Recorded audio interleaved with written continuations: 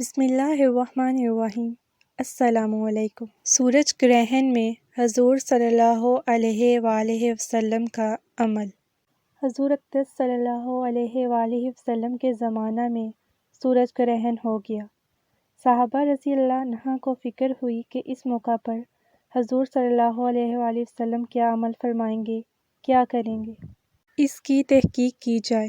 جو حضرات اپنے اپنے کام میں مشغول تھے چھوڑ کر دوڑے ہوئے آئے۔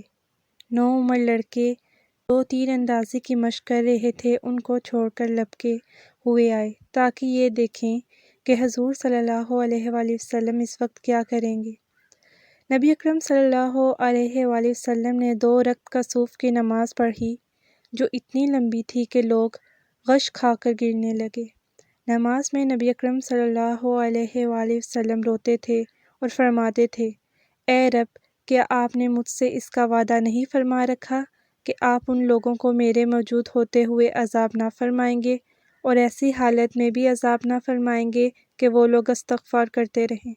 سورہ انفال میں اللہ جل شانہ نے اس کا وعدہ فرما رکھا ہے۔ پھر حضور پاک صلی اللہ علیہ وآلہ وسلم نے لوگوں کو نصیحت فرمائی کہ جب کبھی ایسا موقع ہو اور آفتاب یا چاند گرہن ہو جائے تو گھبرا کر نماز کی طرف متوجہ ہو جایا کرو۔ میں جو آخرت کے حالات دیکھتا ہوں اگر تم کو معلوم ہو جائیں تو ہنسنا کم کر دو اور رونے کی کثرت کر دو۔ جب کبھی ایسی حالت پیش آئے نماز پڑھو، دعا مانگو اور صدقہ کرو۔ یہ واقعہ حضرت شیخ الحدیث مولانا محمد زکریا کاندھلوی رحمۃ اللہ علیہ کی مشہور زمانہ کتاب فضائل اعمال سے لیا گیا ہے۔ مزید اس طرح کے اسلامی واقعات سننے کے لیے ہمارے چینل کو سبسکرائب کریں اور بیل آئیکن پریس کریں۔